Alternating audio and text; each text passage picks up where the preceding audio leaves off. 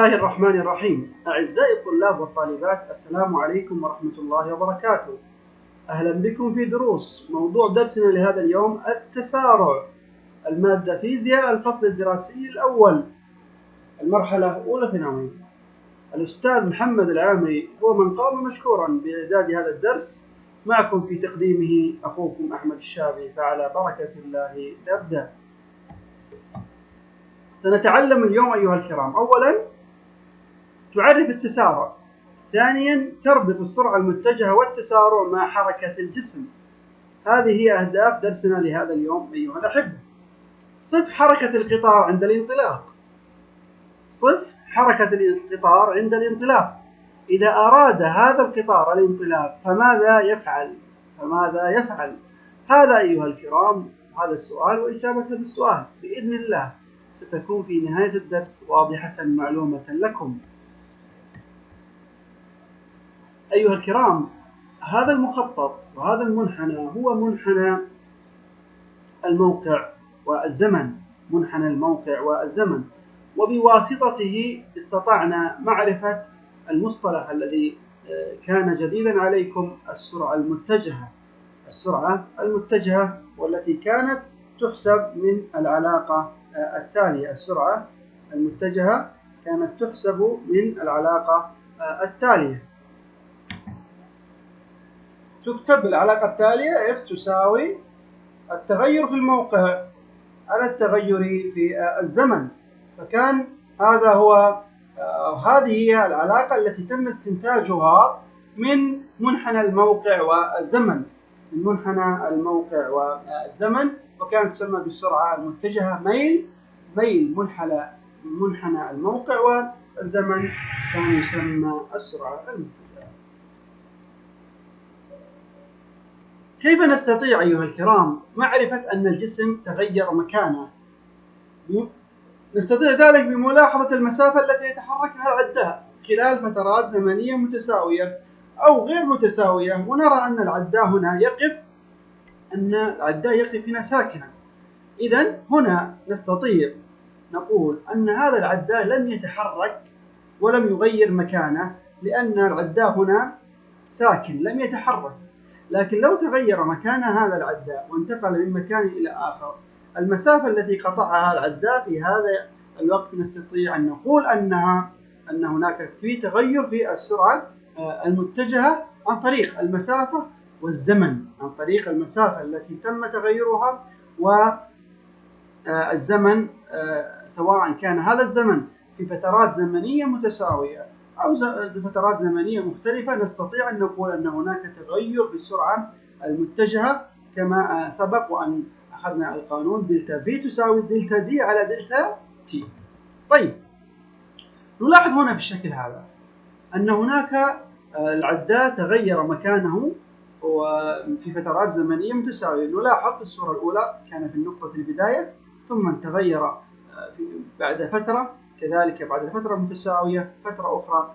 نلاحظ هنا أيها الكرام أن العداء يتحرك بسرعة منتظمة. لماذا؟ لأن المسافات بين نقاط نسمى النقط متساوية. نلاحظ هذه النقطة الأولى، هذه النقطة الثانية، النقطة الثالثة والرابعة والخامسة. نلاحظ هنا أن المسافة بينهما متساوية، فيدل ذلك على أن العداء يتحرك بسرعة منتظمة. هذه إذن هناك بملاحظة المسافة التي يتحركها العداء خلال فترات زمنية متساوية، نرى أن العداء يتحرك بسرعة منتظمة. هنا بملاحظة المسافة التي يتحركها العداء خلال فترات زمنية متساوية، نرى أن العداء يتباطأ. نلاحظ أن المسافة بين النقطة الأولى والثانية كبيرة، الثانية والثالثة أقل، الثالثة والرابعة أقل، والخامسة والرابعة والخامسة أقل أيضا. فنلاحظ هنا أن العداء يتحرك بسرعة متباطئة. هذه السرعة وهذه المسافات تم قياسها في فترات زمنية متساوية، فيدل ذلك على أن العداء يتحرك بسرعة متباطئة. العكس هنا، في البداية كانت النقطة الأولى والثانية بينهم مسافة قليلة، الثانية والثالثة مسافة أكبر، الثالثة والرابعة مسافة أكبر وأكبر، الرابعة والخامسة المسافة أكبر، معناه أن العداء يتحرك بسرعة كبيرة متغيرة، لكنها ليست متباطئة وإنما متسارعة، يتحرك بتسارع. نلاحظ هنا أيها الكرام أن المسافة التي يتحركها العداء خلال فترات زمنية متساوية نستفيد منها أن العداء يتحرك بتسارع وبسرعة ليست متباطئة وإنما سرعة عالية. نستطيع أن نقول أن العداء يتحرك بسرعة متسارعة. طيب، هذا بالنسبة إلى هذه الثلاث الحالات المهمة.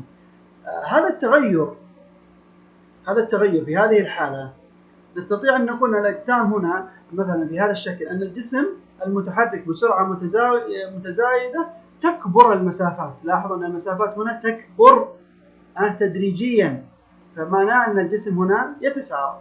هذا بالنسبة للتغير في السرعة المتجهة. في السرعة المتجهة إما أن يكون كما أسلفنا هنا، إما أن يكون الجسم يتحرك بسرعة منتظمة تكون مسافات متعاقبة متساوية، أو أن الجسم أن يكون ساكن بهذه الطريقة. هذه الأجسام هنا غير متحركة ولا يتغير موقعها أيضا، وتظهر في مخطط الحركة أيضا بصورة واحدة فقط، لأن الجسم هنا ساكن. أما في هذه الصورة فإن الجسم يتحرك بسرعة منتظمة، والمسافات تكون المسافات متساوية، بين نقاط الجسيم النقاط. أما في هذه الحالة فالسرعة تكون متناقصة، والمسافات بينهما المتعاقبة هنا تقل تدريجيا، فمعناه أن هنا السرعة متناقصة والجسم يتباطأ. في هذه الحالة الثالثة أو الأخيرة يكون الجسم المسافات هنا تكون متزايدة بينهما، وذلك الجسم يكون متعاقب. صف سرعة العداء في مخططات الحركة التوظيفية التالية. عندنا 3 مخططات الحركة. كيف نستطيع وصف سرعة العداء في كل مخطط؟ نلاحظ هنا أيها الكرام نقطة مهمة جدا. أولا نبدأ بالصورة على اليسار. في هذه الحالة نلاحظ هنا أن المسافات بين النقاط بدأت تتزايد. المسافة بين الأولى والثانية والثالثة أكبر، الثالثة والرابعة أكبر، الرابعة والخامسة أكبر. لذلك هنا نستطيع أن نقول أن الجسم يتحرك بسرعة متسارعة. نستطيع أن نقول هنا أيها الكرام أن الجسم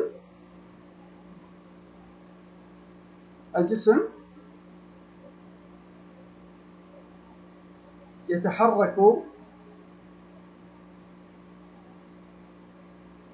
بسرعة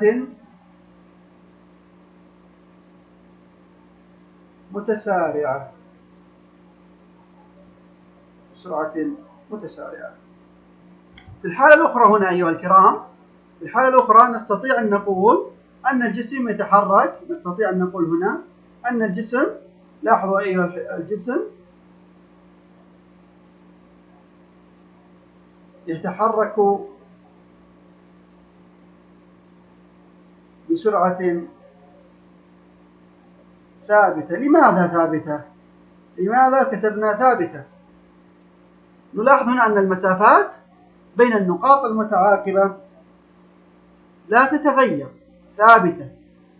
هذه المسافة مع هذه المسافة، وهذه المسافة مع هذه المسافة، والمسافة هذه أيضا تكون لا تتغير، تكون المسافة بينهما متساوية. في الحالة الأخيرة نلاحظ هنا أيها الكرام أن الجسم النقاط البيضاء هذه نقاط تسيم النقطي.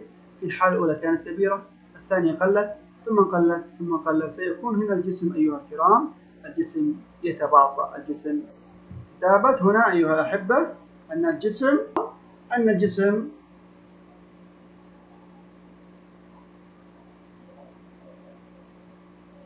يتحرك بسرعة ماذا؟ متباطئة.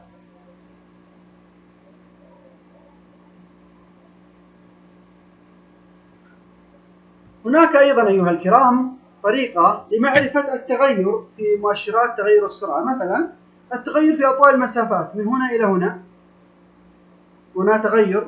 ثانيا التغير في أطوال المتجه. هنا هذا المتجه متجه المسافة هذا المتجه الأول أكبر من المتجه الثالث أكبر من المتجه الثاني وأكبر من المتجه الأول. المتجه الرابع أكبر من كليهما. فإذا هناك طريقة للتغير في أطوال المسافات أم النقاط أو التغير في أطوال المتجهات. هذا أيها الكرام بالنسبة إلى هذا السؤال. صف سرعة العداء في مخططات الحركة التوضيحية التالية. منحنى السرعة المتجهة والزمن. هذا المنحنى أيها الكرام نستطيع من هذا المنحنى إيجاد كمية فيزيائية متجهة مهمة جدا، وهي موضوع درسنا لهذا اليوم، يسمى التسارع. فمن منحنى السرعة المتجهة والزمن، لاحظوا هذا المحور محور واي هو محور السرعة المتجهة، ومحور اكس هو محور الزمن. من هذا المنحنى نستطيع حساب الميل، ومن هذا الميل نستطيع حساب التسارع. فالتسارع يساوي ميل الخط البياني في منحنى السرعة المتجهة والزمن. ومن هنا نعرف أيها الكرام بما أن التسارع كمية متجهة، نستطيع أن نعرف أن التسارع ممكن أن يكون موجب وممكن أن يكون سالبا. فمن هذا المنحنى أيها الأحبة الفضلاء نستطيع حساب التسارع. طيب التسارع، ما هو التسارع؟ يعرف التسارع أيها الكرام بالتالي. يعرف التسارع بأنه معدل تغير السرعة خلال تغير زمني معين، أو أننا نستطيع أن نقول أنه معدل تغير السرعة خلال الزمن. يحسب من العلاقة التالية، يرمز له أولا بالرمز A، هذا هو رمز التسارع، ويحسب من العلاقة التالية A يساوي دلتا V اللي هو التغير في السرعة كما أسلفنا هنا، التغير في السرعة على التغير في الزمن. التغير في الزمن، ونحن نعرف أن التغير في السرعة يساوي VF ناقصا VI، والتغير في الزمن TF ناقصا VI. طيب بماذا يقاس أيها الأحبة التسارع؟ التسارع أيها الكرام يقاس بوحدة نريد استنتاجها. نعرف هنا أيها الكرام أن السرعة تقاس بوحدة المتر لكل ثانية، والزمن يقاس بوحدة الثانية، فيكون جواب هذا التسارع وحدة قياسه متر لكل ثانية تربيع. متر لكل ثانية تربيع. إذن أيها الأحبة هذه هي وحدة قياس التسارع. وحدة قياس التسارع. طيب نستطيع أيضا كتابة الوحدة بالطريقة التالية: متر في سكند أس سالب 2.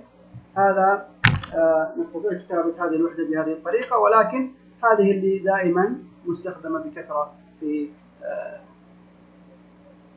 كتاب الفيزياء. طيب هذا أيها الكرام بالنسبة إلى تعريف التسارع وقانون التسارع ووحدة قياس التسارع. ولا بد أن تعرف أن التسارع كمية متجهة، وهي كمية تحدد بالمقدار والاتجاه. سؤال: هل العبارة صحيحة أم خاطئة؟ يقاس التسارع بوحدة متر لكل ثانية. هل العبارة صحيحة أم خاطئة؟ نحن تعلمنا قبل قليل أن التسارع يقاس بوحدة متر لكل ثانية تربيع، فهذه العبارة خاطئة، تكون الصحيحة متر لكل ثانية تربيع. هذا أيها الكرام بالنسبة إلى هذا السؤال. درسنا لهذا اليوم تكلمنا عن التسارع.